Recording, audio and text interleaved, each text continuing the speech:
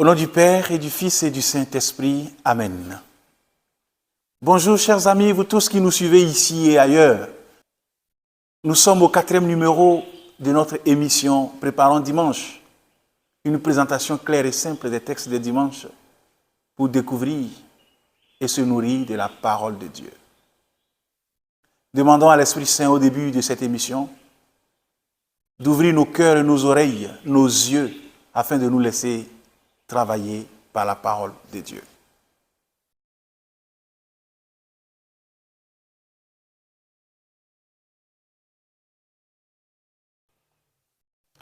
Chers frères et sœurs, dimanche prochain, le 6 août, nous célébrerons la transfiguration du Seigneur.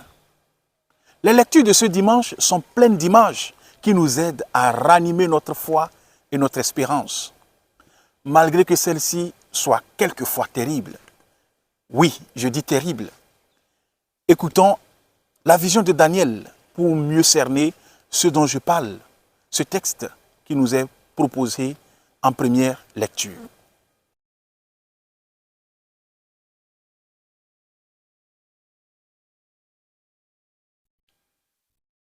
Lecture du livre du prophète Daniel. La nuit, au cours d'une vision, moi, Daniel, je regardais. Des trônes furent disposés et un vieillard prit place. Son habit était blanc comme la neige et les cheveux de sa tête comme de la laine immaculée.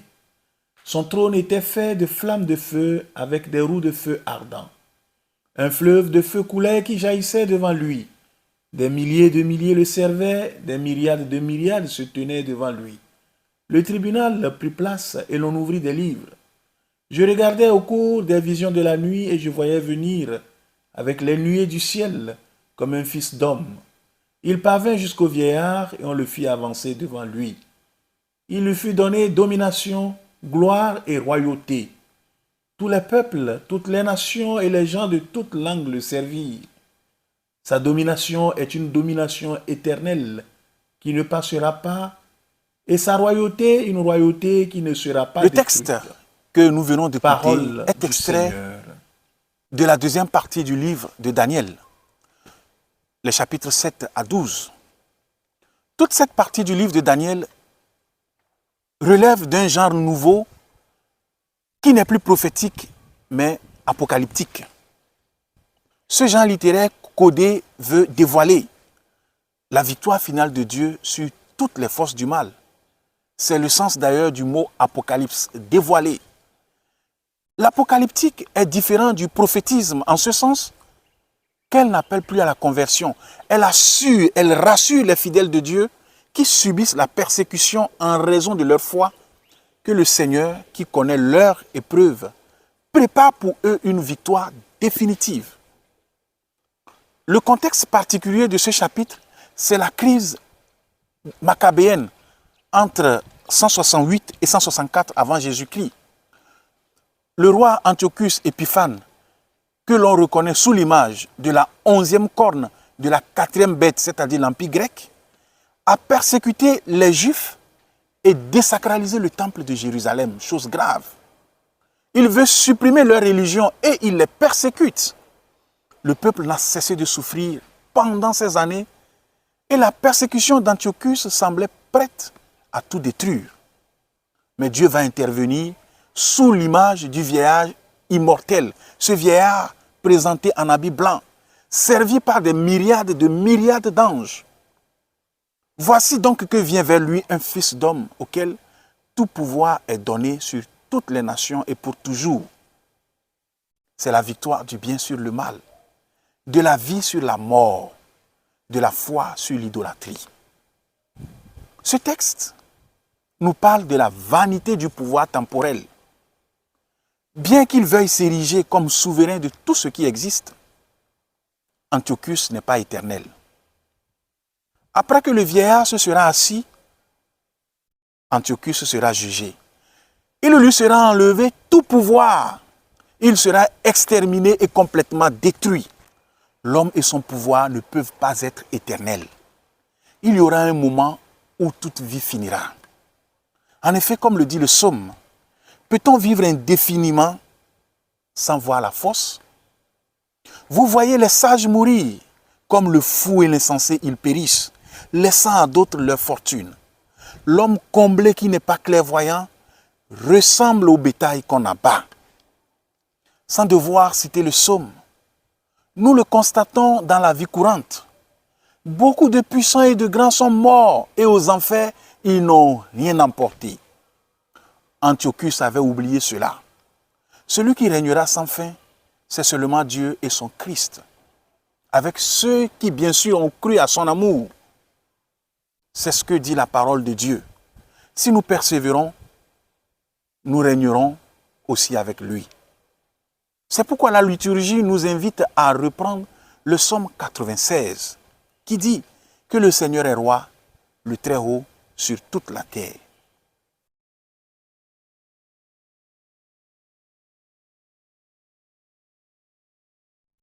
Le Seigneur est roi, le Très-Haut sur toute la terre.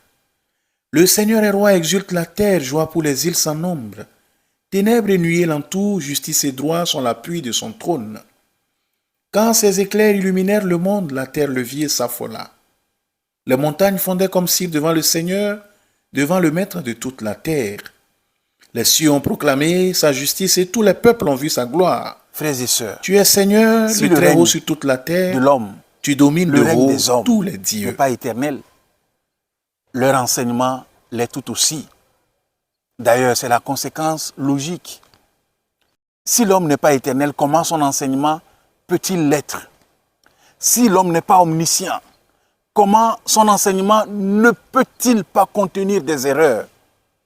C'est pourquoi il faut être prudent à son enseignement. Et dans la deuxième lecture du dimanche prochain, Pierre, donc, en tant que chef des apôtres, nous met en garde contre les faux prophètes.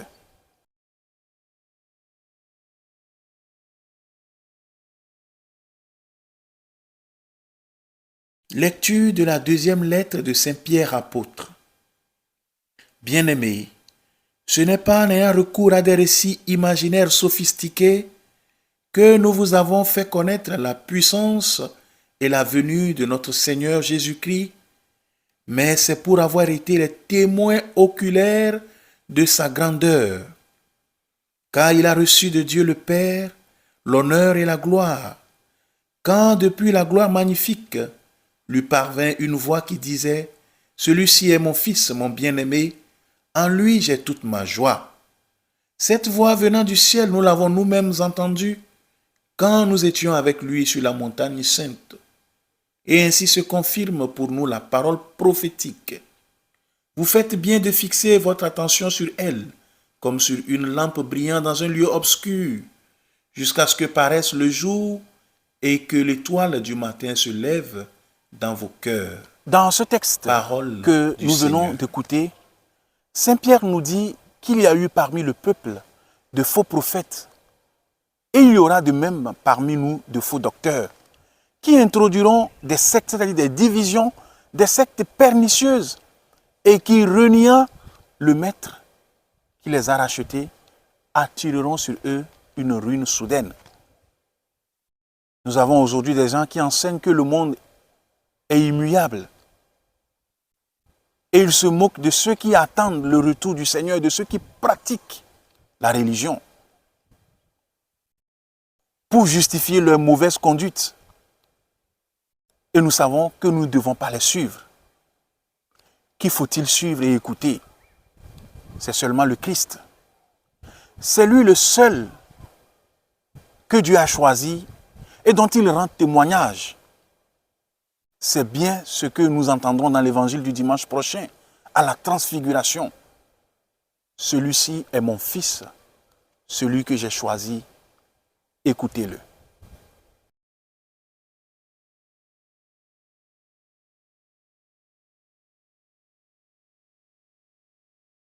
Évangile de Jésus-Christ selon saint Matthieu.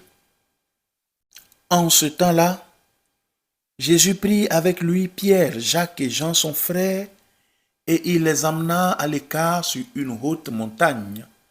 Il fut transfiguré devant eux. Son visage devint brillant comme le soleil, et ses vêtements blancs comme la lumière. Voici que leur apparurent Moïse et Élie qui s'entretenaient avec lui. Pierre alors prit la parole et dit à Jésus, « Seigneur, il est bon que nous soyons ici. Si tu le veux, je vais dresser ici 3 tentes, une pour toi, une pour Moïse et une pour Élie. » Il parlait encore lorsqu'une nuée lumineuse les couvrit de son ombre. Et voici que de la nuée une voix disait, « Celui-ci est mon fils bien-aimé en qui je trouve ma joie, écoutez-le. » Quand ils entendirent cela, les disciples tombèrent face contre terre et furent saisis d'une grande crainte. Jésus s'approcha, les toucha et leur dit, « Relevez-vous et soyez sans crainte. » Levant les yeux, ils ne virent plus personne, sinon lui, Jésus seul. En descendant de la montagne, Jésus leur donna cet ordre. Ne parlez de cette vision à personne avant que le Fils de l'homme soit ressuscité d'entre les morts. Le message Acclamons la parole que Jésus de Dieu. transfiguré nous transmet, ce sont les paroles du Père. Celui qui écoute Jésus, c'est le Père lui-même qui l'écoute. Écouter veut dire faire la volonté de Dieu, contempler sa personne, l'imiter, mettre en pratique ses conseils, prendre notre croix et le suivre. Afin d'éviter des confusions et fausses interprétations, Jésus va défendre à ses apôtres de ne raconter à personne ce qu'ils avaient vu avant que le Fils de l'homme soit ressuscité d'entre les morts. Bien-aimés, les 3 apôtres contemplent Jésus transfiguré, signe de sa divinité, mais le Sauveur ne veut pas qu'il le divulgue tant qu'il n'est pas ressuscité. C'est alors qu'on pourra comprendre l'ampleur de cet épisode. Le Christ nous parle dans l'Évangile et dans nos prières. Est-ce que nous l'écoutons? En écoutant le Fils de Dieu, nous hériterons une gloire éternelle. Comme lui-même a la vie en lui, il nous donnera de cette vie. Autre chose, l'Évangile nous parle de la nuée. Nuée de laquelle est sortie une voix qui disait, « Celui-ci est mon Fils bien-aimé, en qui je me plais. Écoutez-le. » La nuée représente toujours la présence divine.